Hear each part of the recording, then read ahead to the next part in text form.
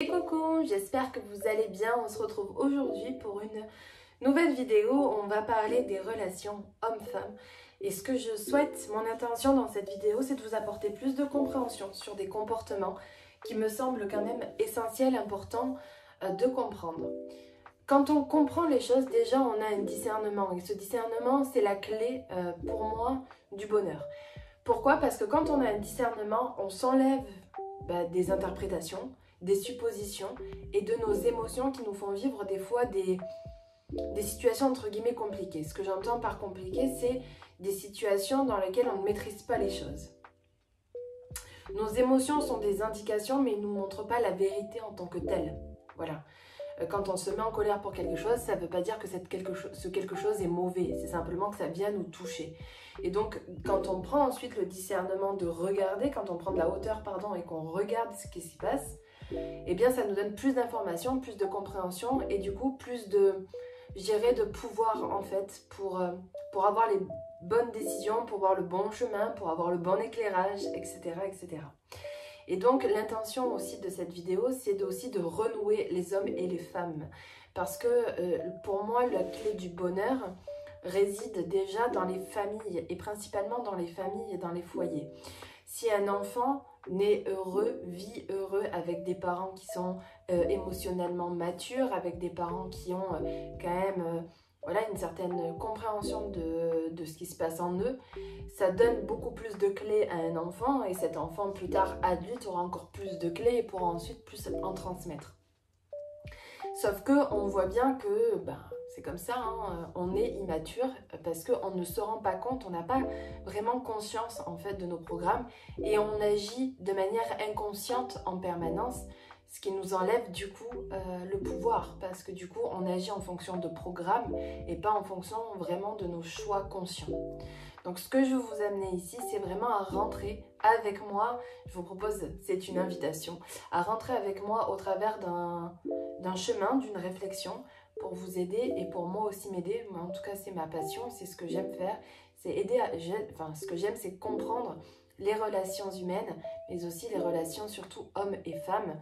Là où on dit qu'il y a clivage, moi je cherche justement la réunification entre ces deux pôles parce que le masculin et le féminin doivent se comprendre, doit réapprendre à se comprendre, parce que dans la nature, il n'y a pas de souci, mais chez les humains, c'est un peu plus compliqué. Pourquoi c'est compliqué? Déjà, la première chose dans laquelle je voudrais parler avec vous, c'est cette idée que depuis 300 000 ans, nous fonctionnons de la même manière. Je regardais, je ne sais son nom, je n'arrive pas à le dire, je m'excuse d'avance, c'est Boris Cyrulnik, j'ai vraiment du mal, c'est un anthropologue. Et j'ai écouté la dernière fois cette vidéo qui m'a mis un espèce de... Vous voyez, ces genres de prise de conscience où il y a une sorte de... Ok, eureka, quoi, je viens de comprendre un truc. Et qui a été pour moi fabuleux. La première chose, donc, c'est comme je vous disais, ça fait 300 000 ans qu'on fonctionne de la même manière. Quelle est cette manière? Les hommes, en fait, dites-vous que dans la culture, sur la planète, le but, depuis 300 000 ans, en tout cas chez nous, ça a été de conquérir. Et donc, pour conquérir, il faut des soldats. Donc, on a formé les hommes, depuis toujours, à être des soldats. Et comme les hommes partaient à la guerre, il fallait bien que le reste, le foyer, la famille, la société, continue de vivre. Parce qu'il fallait bien qu'on mange, qu'on vive, qu'il y ait des naissances et que les choses continuent. On l'a bien vu pendant la Seconde Guerre mondiale où tous les hommes ont été pris pour faire la guerre et que c'est les femmes qui sont occupées des cultures, etc., etc. Donc en fait, vous voyez, vous avez les hommes qui vont partir à la guerre, qui sont vraiment... ils ne sont pas créés pour ça, mais dans le sens où on utilise l'homme pour ça. Et la femme va être au service du foyer et aussi de la société, sans vraiment qu'elle réfléchisse, parce que c'est pas ce qu'on lui demande, non plus à l'homme, on ne lui demande pas forcément de réfléchir, on lui demande simplement d'être en fait au service de la nation, au service de son peuple, au service de ce qu'il y a de un peu plus haut, pour faire la guerre, et d'un autre, nourrir le foyer et continuer à faire vivre la société. Et donc d'être au service. Donc vous voyez, quand on voit un peu plus haut, voyez, moi, c'est toujours ce que je vous amènerai à faire, c'est-à-dire de ne pas me croire sur parole, mais de vivre l'expérience avec moi, c'est de vous mettre sur un nuage et de regarder ça. Donc quand vous voyez 300 000 ans passer devant vous, vous avez des hommes à qui, qu'est-ce qu'on fait pour qu'un homme soit au combat, aille au combat? Eh bien, on le dépossède de ses émotions. Donc, qu'est-ce qu'on a fait depuis 300 000 ans? C'est que quand on avait des enfants et surtout des petits garçons, on leur disait surtout de ne pas pleurer, de ne pas être connectés à leurs émotions, de ne pas être vulnérables, de ne pas d'être voilà, dans ces failles, entre guillemets, là, parce qu'il ne fallait pas qu'ils aient des émotions pour tuer, pour aller au combat. Alors, ça peut paraître délirant quand je vous en parle comme ça, quand on est en 2024, mais n'oubliez pas qu'on a eu une guerre il y a 100 ans, et donc il y a moins de 100 ans même. Et donc, c'est pas si vieux sur l'échelle. Donc nos comportements, on les a encore. Donc dites-vous bien que quand on élève nos petits garçons à ne pas ressentir, à ne pas être proche des fois de la maman qui va rejeter en mode bah non, débrouille-toi. Toutes ces choses-là vont faire que les petits garçons, en tout cas dans notre histoire, se sont dépossédés de leurs émotions et donc ça a créé une certaine violence chez les hommes. C'est pour ça que les hommes vont beaucoup plus avoir tendance à se battre, avoir plus tendance à se, voyez, à faire les guerriers, mais parce qu'on les a élevés pour ça, ok? Et de l'autre côté, les femmes, on leur a dit pendant très longtemps de ne pas avoir accès à la culture, d'être sous-estimées, mais parce que leur but, c'était de servir les hommes, mais surtout de servir à la société. Mais c'est pas leur homme qui leur a obligé, c'est la culture. Ok, donc déjà, on va monter d'un cran. Pourquoi c'est intéressant de monter d'un cran? Parce que qui est à blâmer dans l'histoire? L'homme, la femme, ou ceux qui ont mis en place ce système installé depuis 300 000 ans? Ou est-ce qu'à un moment donné, on se dit, ok, on va simplement créer autre chose? Pourquoi je dis ça? Parce que il y a quand même quelque chose qui est intéressant à regarder. Ce qui est intéressant, c'est que on est formaté. Vous voyez, moi, c'est ça qui m'est venu. C'est qu'il y a une sorte de formatage. Il y a une sorte de programmation chez l'homme comme chez la femme à être un soldat pour les hommes et une servante pour les femmes. Mais en fait, dans les deux cas, on sert quelque chose. Dans les deux cas, on se dépossède de notre nature pour être au service de la guerre, de la nation et au service de la société et de la famille. Mais dans tous les cas, il y a deux choses. Dans tous les cas, il n'y en a pas un qui vaut mieux que l'autre au final. Puisque un est à la guerre et l'autre est au service de la famille. Les hommes, on va les héroïser, on va les aduler, les applaudir parce qu'ils partent à la guerre, parce que si, parce que mi. Et les femmes vont se mettre à leur service. Et donc, cet anthropologue l'explique tellement bien que je vous invite vraiment à, si vous avez envie d'aller encore plus loin, de l'écouter, parce qu'il y a quand même quelque chose qui est magnifique à comprendre, parce que ça nous permet d'avoir ce regard nouveau et de se dire, ok, mais en fait, ça sert à rien que je blâme mon homme parce qu'il ne fait rien à la maison. C'est que du coup, ça va plus loin que ça. Pourquoi ça va plus loin si on prend cette thématique-là, cette problématique? Mon homme ne fait rien à la maison, j'en ai marre, qu'est-ce que je dois faire? Ce que vous devez faire déjà, c'est de comprendre, que vous, de manière normale, vous allez vous occuper vous-même de votre foyer. C'est logique, c'est comme ça, ok? C'est là depuis le début. Ça a toujours été là. Les femmes, on se sont toujours occupées de leur foyer, ont toujours eu ce truc-là. C'est inscrit en nous. Vous voyez, c'était Françoise Dolto qui expliquait que les femmes auront plus tendance à être le foyer et les hommes à être à l'extérieur, ne serait-ce que par rapport au sexe. C'est-à-dire que les femmes, c'est à l'intérieur et les hommes, c'est à l'extérieur. Donc les femmes, à l'intérieur, vont prendre soin d'elles, vont prendre soin de leur foyer. Elles auront plus tendance à faire ça. Ce que ça ne signifie pas. C'est-à-dire que, en fait, si vous voulez, depuis 300 000 ans, on a pris le comportement primaire, primitif, je dirais, et on l'a exacerbé. Au lieu de se dire, ok, c'est un comportement, mais ça ne signifie pas qu'il n'y a pas tout le reste. Une femme aime prendre soin de son foyer, aime prendre soin d'elle, aime prendre soin, c'est sa nature.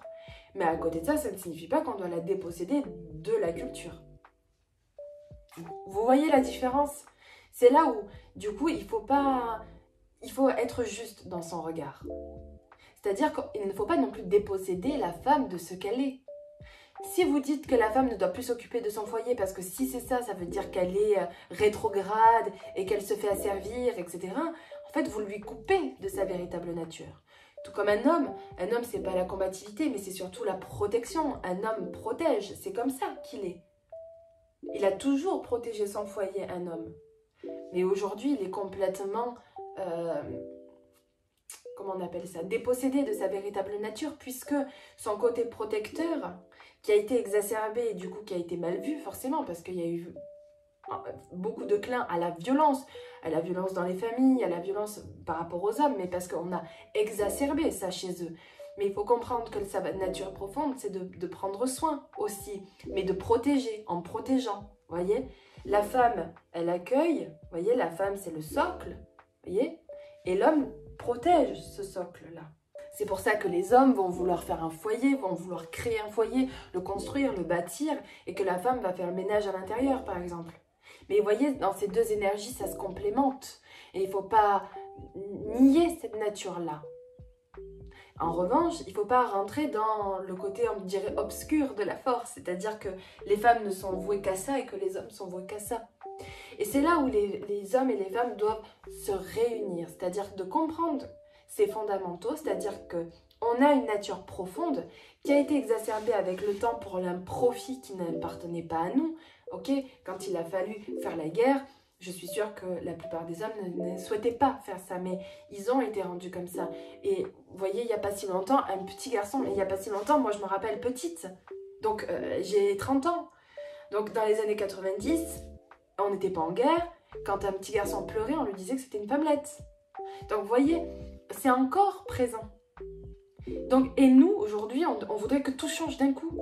Et on le prend mal. Vous voyez, et c'est là où ça crée du conflit. Donc, déjà, arrêtons de prendre mal. Comprenons que c'est normal, ce que nous vivons. Déjà, baissons les tensions. Et ayons un regard beaucoup plus bienveillant, amoureux. Pas amoureux dans le sens... amoureux, mais dans le sens d'être dans le véritable amour de ce qui se passe et de regarder les choses telles qu'elles sont plutôt que ce qu'on veut, ce qu'on manifeste, ce qu'on rebelle. Arrêtons d'être dans cette colère-là et plutôt en regardant les choses, ok, de se dire voilà ce qui se passe. Qu'est-ce que je veux moi maintenant? Où est-ce que je veux aller? Et comment je peux me réunir avec mon homme? Qu'est-ce que je peux faire avec lui pour qu'on crée la vie de famille qu'on souhaite? Pour avoir un foyer stable, un foyer uni. Et quand on a un foyer uni, les enfants qu'on va élever, on va leur donner ces valeurs-là.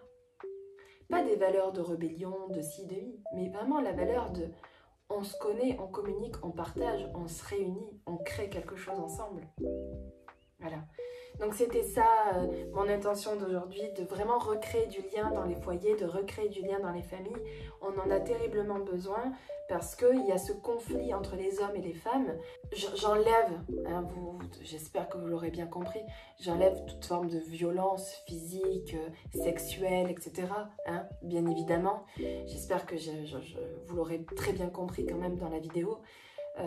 Mais je parle des hommes qui ne s'investissent pas comme ils le devraient, tout comme je pense qu'il y a des femmes, et ça c'est dur aussi de l'entendre, hein, qu'il y a des femmes qui ne lâchent pas comme elles devraient, du coup, qui ne laissent pas leur place, puisqu'elles ont eu, elles aussi, ce mécanisme-là à l'intérieur d'elles, ce mécanisme de reproduire ce schéma-là. C'est pour ça que les femmes entretiennent et sont là dans leur foyer. Ils vont faire beaucoup de choses, ils vont avoir beaucoup de charges, parce que c'est elles qui pensent qu'elles doivent tout porter. Donc, ce que je vous invite déjà à faire, c'est à vous autoriser vraiment. Parce que je pense qu'il y a des femmes qui ne s'autorisent pas vraiment à lâcher ça. Et ensuite, de voir petit à petit comment les choses peuvent, de manière systémique, changer. Parce que dès qu'on change quelque chose, hop, on reprogramme. Hop, on reprogramme. Et on change les choses. Voilà. Mais ça part de nous, ne l'oublions pas. Allez, je vous laisse.